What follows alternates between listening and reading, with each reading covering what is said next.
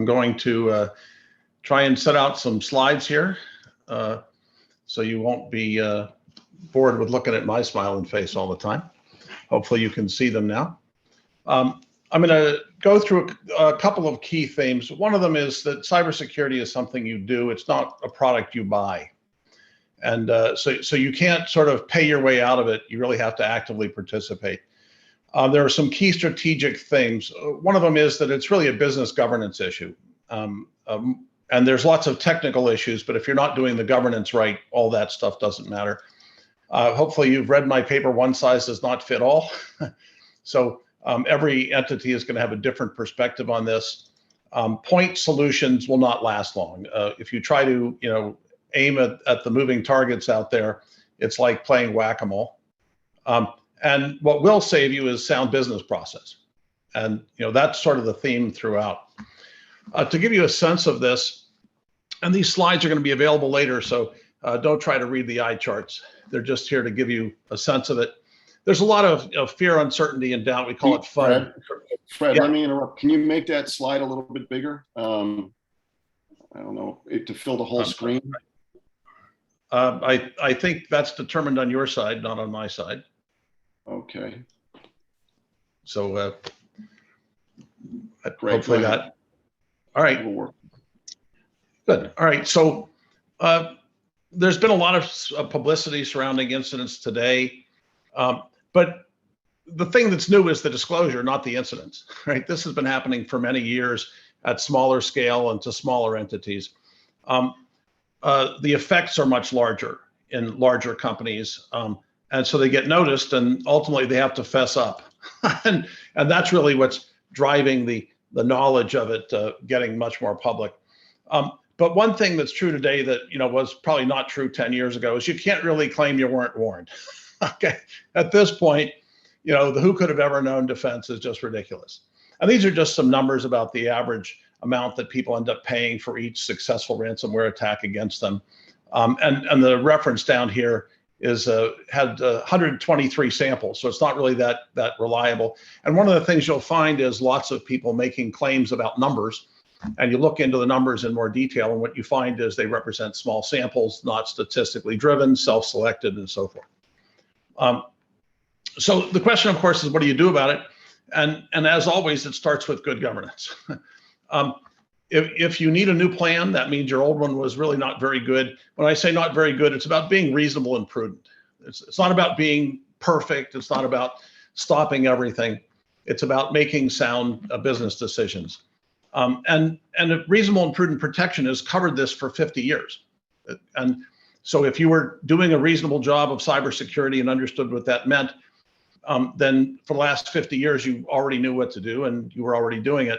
But you also need good execution. And that's one of the things that's falling apart a lot today. It's very difficult to get good people to execute on it. One of the things you get a lot is these, quick 10 tips. Here's 5 things you can do. Here's 7 things you can do. Here's 3 things you have to know.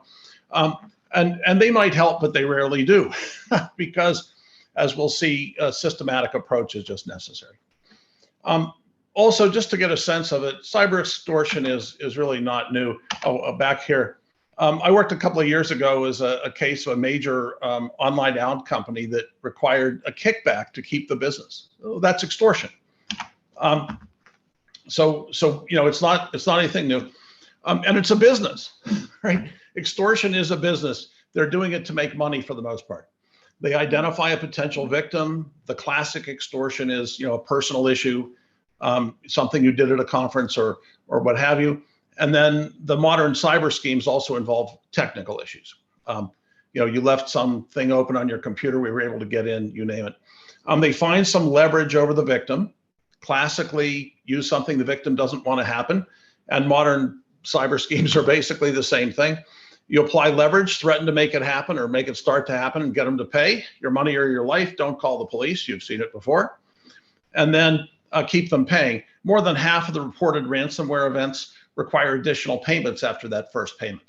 And in fact, they're now using a variety of dual methods where they also threaten to leak the information besides making it not available to you. On the other hand, I guess if it's not available to you and you let them leak it, at least you can get the information from their leak. There you go, no problem. So there are a couple of defenses come to mind. One of them is have nothing to lose. This is unlikely to work for you. I guess you have a lot to lose. Another one is appear to have nothing to lose, and that's just about keeping a low profile. And it's a good idea to keep a low profile, although obviously, if you're running a global enterprise that everybody knows about, you can't hardly hide. But you can still keep a low profile on your systems and many of the things you do. Hey, Fred, Here's just an example. Yeah. Fred, I'm interrupting one more time to let you know my team is shared with me. They've now given you full control of it. So if you want to increase the size. No, there's nothing I can do to change the size on your screen. It's up to your screen. Okay. So here's an example that I got recently. It's a baseless extortion attempt. I get more than one a week of these on each of perhaps 10 email accounts I have out there. I find them in my junk mail, and I guess some of them must work or they wouldn't keep sending them. And again, you can read it when you get a copy of the slides. But what's key to understand here in this particular case is the email was to fc@k4pb.com. K4pb is Keiretsu Forum Pebble Beach. That's an account I set up when I was the founding president of the Pebble Beach chapter of Keiretsu Forum. And it's no longer active. So what they said was we broke in and we have access to your system. There is no system, there is no account. It's just forwarding it to somewhere else. So we know it's a lie, but some people will pay. If there's nothing they can do to you, of course, it won't work, but there's almost always something they can do. Historically, criminals did this because they were out for money, or they wouldn't bother to extort you, they would just do harm. But some are motivated by other things. They used to target for ease of minting, and trying not to be an even obvious or easy target helps. They tend to target deep pockets. This is fairly new. They for a long time were targeting small companies and small businesses because they were easy prey, and you could get a couple $1,000s here and there. Nowadays, they're getting hundreds of thousands to millions of dollars. And nowadays, they're expending substantial resources on targeting and finding out and exploring their targets. They usually don't want to get caught, but that's, there are some that are protected by governments. And so they don't even care if you know who they are. Go ahead, you can't do anything to us. So today, what we're really seeing is the multi-party criminal enterprises with vertical specialties. So they have malware authors, target intelligence people, distributors, resellers, customizers, and payment systems. And they're reforming the groups as they break apart and reform because they didn't like each other, or because I like the way you do this and so forth. So now something critical to understand is interdependencies. In today's society, we all depend on each other and on other things. And it's not just that they can extort you based on what you do. It also depends on what you depend on. So the things you depend on are the things that they're going to target. And here's a hint. In kidnapping, a long time ago, they gave up mostly kidnapping the person who had all the money. They want to kidnap their daughter or something instead. Because if you're kidnapped and you have all the money, you can't pay. But if they kidnap your daughter, you have the money and you can pay. The problem here in cyber arena is that if you don't know your dependencies, you really can't protect them. And so to address that, you need to have a good inventory and analysis to know what that is. A lot of people think that the threats won't figure it out, but they will. By the way, a defense here is to have fewer dependencies, which is very hard to do in the modern world. So the threats will do analysis for free. They won't charge you to analyze your environment and network, and they'll go as far as they have to figure out how to exploit, and then they'll exploit the results. In fact, these days, they figure out what your insurance limits are and extort you for the amount that the insurance company will pay. How convenient. So it doesn't cost you anything, and the insurance company gets the loss. Many of them already know what you depend on. In some cases, they involve insiders, and this over the long run has been one of the top sources of extortion threats. Many cases I've had a case with $1 billion business, multi-billion-dollar business, where they got $1 billion of their business taken away by insiders. And many of them are just being systematic, right? There are lots of ways in and lots of victims, so they just keep trying. So it's just a systematic approach. Here's an example dependency problem. This was an Apple exploit, just came out September 13th. It's a no-click exploit, so you don't have to do anything. It works on essentially all Apple devices. And how long will it work? How long has it been out there? We don't know.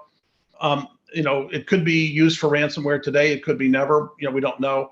But the real issue is nobody's safe. You can be safer, but you need to assume that people are going to be able to get in and have a mechanism that deals with it when they do get into your systems. So part of this dependency is understanding what you depend on for what. You might see only the effect, but if you're going to defend, you have to address the cause. And of course, causal chains are linked. Cause through mechanism produces effect, that through another mechanism produces another effect, and so forth. So it turns out if you try to do this analysis, you get what's called a transitive causal analysis. And people talk about it as supply chain or independency analysis. And the defense is to match surety to consequence. And in order to do that, you need to identify what those consequences are, how you model events, and so forth. There's a whole bunch of steps involved. Reputation is a really good example of something that people exploit. If they think that your weak point is your reputation, they'll create a disinformation campaign and they'll demonstrate their power.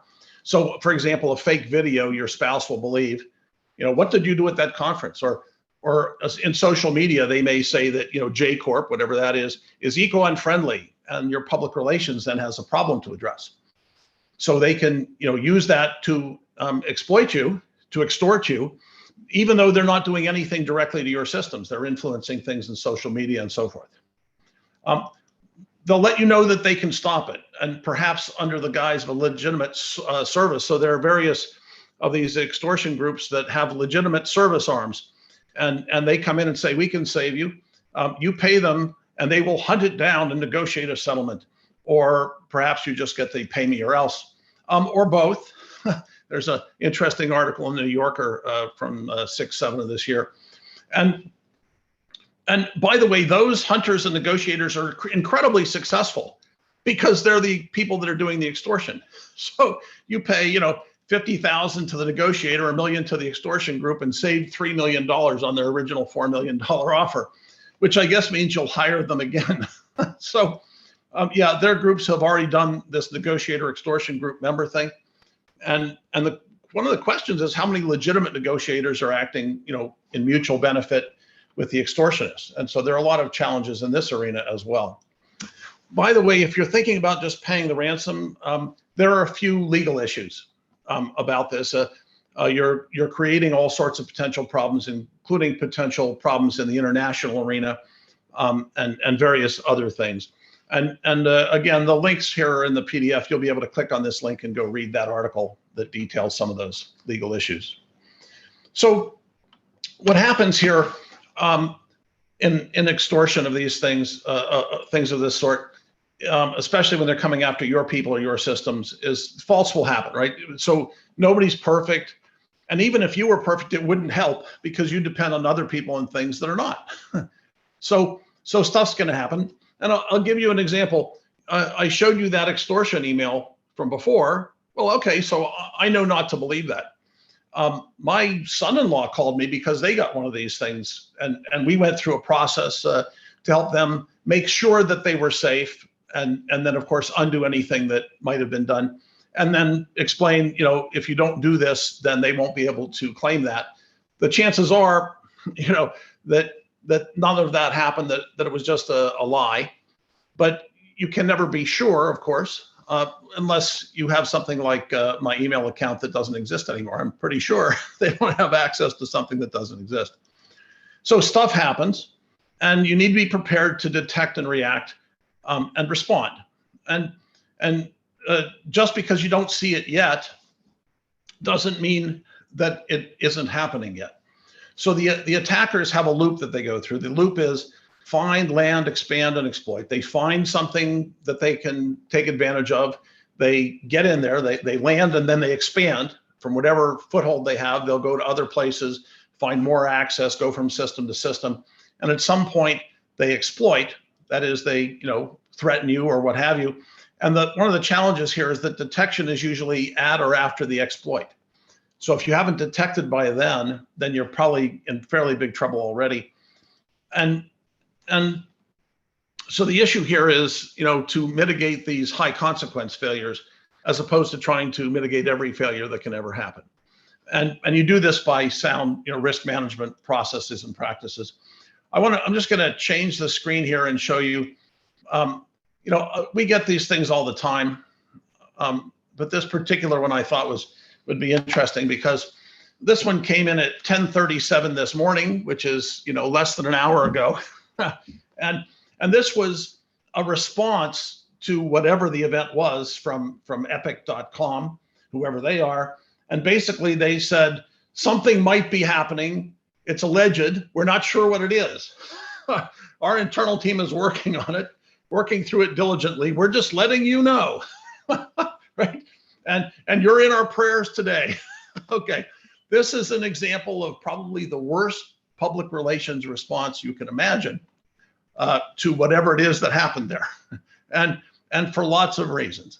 So one of the things you really have to be prepared for is the public relations aspect of response, because damage to reputation can be a worse outcome than a lot of the technical damages that you'll ever get into. This is a situation report from a guy named Steve King, who's sort of well known in the field. And I'm not going to drill down into all the details of this one, but basically it's an example of a cyber gang that decided to release 500,000 Fortinet VPN credentials. These are the credentials that allow you to get access to virtual private networks, these encrypted links between sites. So they released about 500,000 of them. And that allows attackers to get data out, install malware, launch ransomware attacks, and so forth.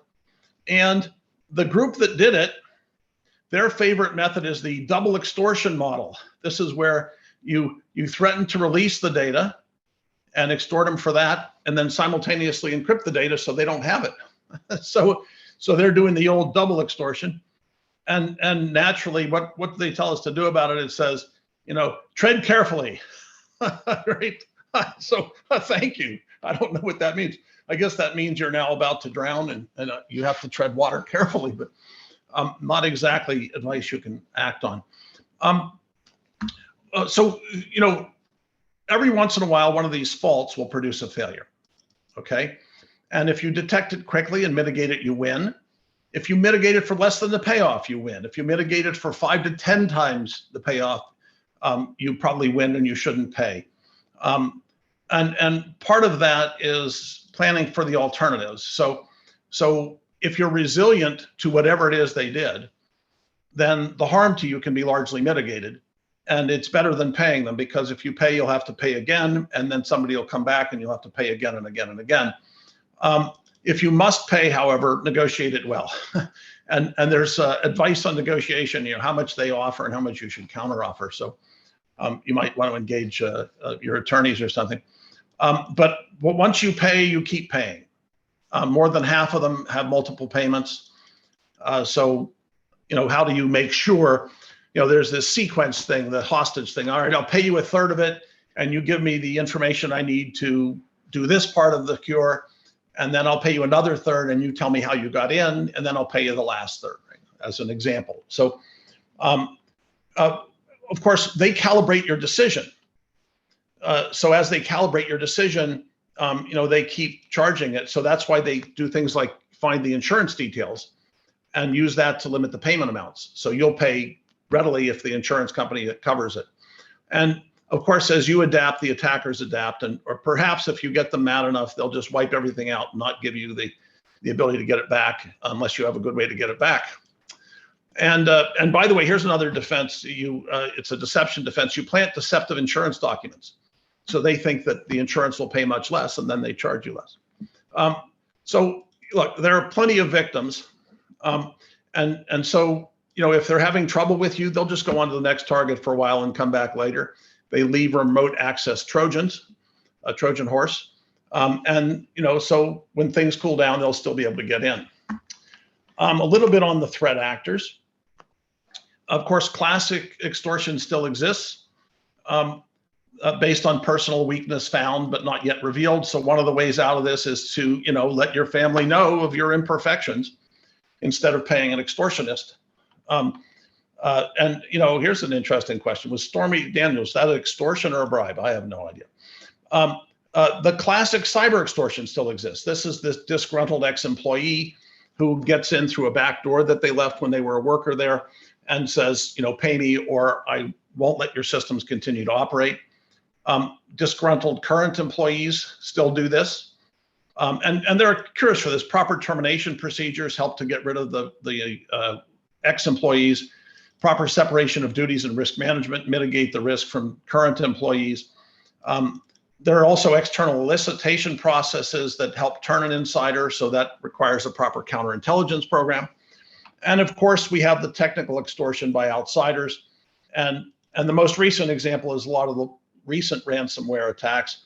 But threats of release after remote access is very common, has been for many years. And again, proper controls over content and make reachable targets weak that they can go after, so you can detect them before they get in a worse way. So one of the things you're starting to see is there are lots of different threat actors, lots of different things you can do for defenses against them. And you're starting to see, the death of 1,000 cuts on your side, if you're really going after this one at a time. So the current extortionists, we have nation states getting involved, information warriors who work for nation states or independent war groups. Criminal gangs have been doing this for a long time, sometimes protected by governments, and they're reforming into a whole new criminal ecosystem. Insiders, particularly the once trusted one, the competitors sometimes do it. That's less frequent now than relative to all the other things. Employees do it to each other from time to time. And lots of top executives we've seen get golden parachutes. A lot of them have exits with gags associated with it. So you'll not know what it is they did or how much they got. But understanding the threat and the nature of the threat's an important issue. And another interesting one is the government is here to help you. They actually have a group that does that. Stopransomware.gov. Again, you'll be able to click on this, and so they can help you. What is it the saying? I'm from the government. I'm here to help you. So we'll see whether it's actually helpful. And of course, they cover a broad range. Here's an example of a briefing from a service provider. They say over 2,600 victims have been named since the trend began. 740 different victims were named in Q2 of 2021 alone. And I think this was before the end of Q2. And they're naming the ransomware gangs. These are the top ones for the first half of 21. So it's almost like a competition. I'm the top ransomware gang. No, I am. I've extorted more, yes, but I've gotten to more companies than you have. Okay, so that's what you're seeing out there. I want to talk about protection. Start with this. Cybersecurity is complicated. There's an overall structure to it, but the devil's really in the details, and there are lots and lots of details. And we talk about it as understanding how the business works, figuring out the duties to protect, doing risk management to turn the duty to protect into what to protect, how well, doing a good job of security management. There's a control architecture, which is a layer in between the reality of technical security and the concepts that you want to achieve. And you do all this to keep the business working well. And so this is a picture that we use to describe the next level of detail and how that works. There are lots of things to do. None of them are perfect. Turns out they're synergistic in both positive ways and negative ways. So I'm going to walk through a couple examples here, but instead of showing you this on the slides, I'm going to take you to one of our systems that we use to help companies develop these programs. And this is from an actual company. We have their permission to use it, but we're trying not to reveal any of their information. So there's a bunch of fields here that are not here. I just want to note one other thing, and that is in these systems, we try not to put identifying information in. So we try to do everything pseudonymously. Even though we have accurate information, it tries not to identify the particular client, for example. So here's an example. One of the things you want to do is consequence analysis. So what you do here is just go through and identify the various situations that are present in your enterprise and identify the consequence level, the content and the failure mode that has these consequences, and the identified types of consequences. So you can see this is a small medical device company. And we also do the same thing for operational technology and so forth. Let's just go over here and look at another example. This is that was the current state. The future state, in this case, this is a future state report, and this is how you prioritize the duties to protect. And so, right now they're doing the model that we provided as a short term, but there's a lot of stuff to do. What forms are they going to take? How are you going to prioritize these duties to protect and so forth? So that's how you do that sort of thing. Risk aggregation and so forth is important. I'll just talk to you about a trust model as another example. So basically you have to trust some things and some people. You've heard of the zero trust architecture, perhaps. It's a misnomer. It's really about aggregating trust into things that are not necessarily more trustworthy, but building a trust model so you know what businesses, people, systems, and content to trust and on what basis to trust them for different consequence levels is one of the ways you go about establishing this decision-making framework. Another pretty important one is inventory. I'll just pop over here to inventory. So one of the things that's widely unrecognized is that if you don't know it's there, you can't protect it. And there's a study a couple of years ago of hundreds of companies that showed that almost all the data leakage came from systems that the company didn't know were there or content the company didn't know was there.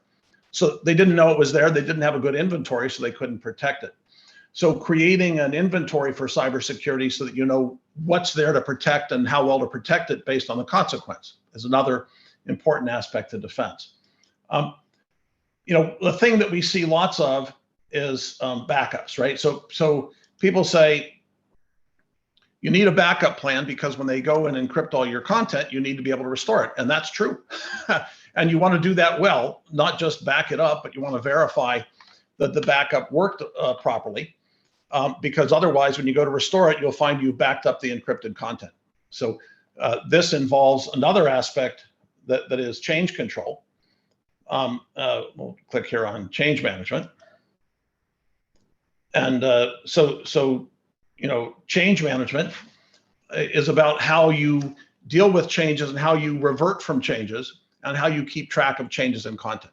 So there are lots of these aspects involved. And on the slides, I have a lot of details on this, but I'm going to go back to the slide set rather than take you through. Actually, before I do that, I'm just going to take you to the top. So sort of a systematic, comprehensive approach here involves about 120 different decisions that you have to make, involving all of those different aspects. So we, standardly have a systematic approach that we go through these. It only takes about a day to go through and find out the current state for all of these things. And we do that, live, online, remote. And then, of course, mitigating it very often, takes years. So figuring out what to do next and how to sequence. So here's the thing, the list is long and the day is short. And there are lots of other things that are interrelated to what can happen.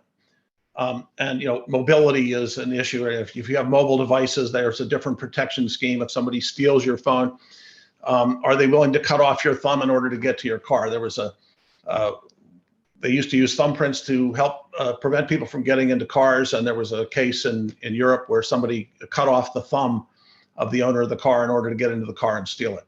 So, everything you do might make it more secure unless you want to use your thumb, a governance framework is the way you go about that. And, making a list of everything you're missing will take a while. And there are clearly trade-offs involved. And so the amount of work you have to do to figure all this stuff out is only justified for high enough consequence. So we generally say start by understanding the consequences and then address the high consequence issues first and work your way down. And by the way, this is not the only emerging issue in cybersecurity. Obviously, the perception management issue is enormous and growing, and influence operations are commonly used and have been used for a long time and so forth. One of the critical things to understand is that point defenses won't work, right? And so just the defenses I've sort of delved into so far are a bunch of little points here in that big picture, right? And the problem is there's no end to the number of things that you could fear, And if you go after defeating each fear one at a time, it'll cost you a little bit here and there. They won't fuse together into a workable, overarching, systematic approach. And you'll be responding instead of anticipating. And that brings you to the death of 1,000 cuts, right? You just, every time something happens, you pay more for something else, and you now have an increased number of different things you have to do for security instead of having a comprehensive approach. And that's what we advise. We advise a systematic, comprehensive approach to security. We have standards of practice that we use to do that goes through those 120 or so decisions and helps make them in a reasonable and prudent way, and adapting to the specifics of the business by applying expertise. So just to summarize, extortion is as old as the hills and not going away. It's been modernized, and so should your defenses. It comes in a lot of forms, generally weaknesses, human, technical, and perception. And it's exploited often in, these weaknesses are exploited in combinations and sequence. And defending requires good governance. Point solutions become expensive as you buy more and more of them and don't solve it. And what happens is if you go at this systematically, you end up prepared as a side effect of your systematic approach. So, I'm not really worried at all about this ransomware in my environment because I have things in place that already mitigate it, that are part of my standard operating procedure. And it's the same with just about anybody out there, I think. Next steps, well, we're here to help, right? It's your turn to ask questions. You can ask generic questions now. If you have, specific questions that are, more detailed and you don't want to talk about in front of other people, please do so. Really develop a systematic approach and mature it. There's the maturation process. You have some initial approach. You need to get it to where you can repeat it systematically and do it efficiently. You need it well-defined and documented, and then you need to get a management process in place to continue to operate and adapt it over time. The same as anything else in maturing a business. If you need help, happy to engage with you. A couple of things. In October 19th, we're going to have another one of these called Security Load Explode, which is going to be fun and interesting. And I'll be at the meeting next week. And, if you're there, I'd be happy to say howdy and shake your hand. That's it for me.